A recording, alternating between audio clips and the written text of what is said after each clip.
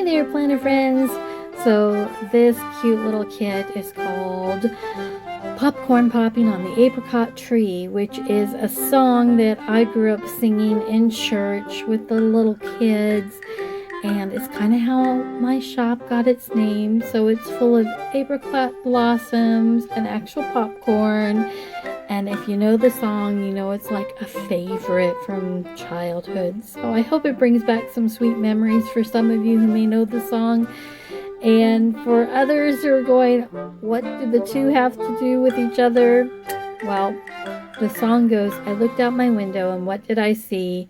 Popcorn popping on the apricot tree. And so it's just about the blossoms looking like popcorn. But it was such a fun song to sing when we were little.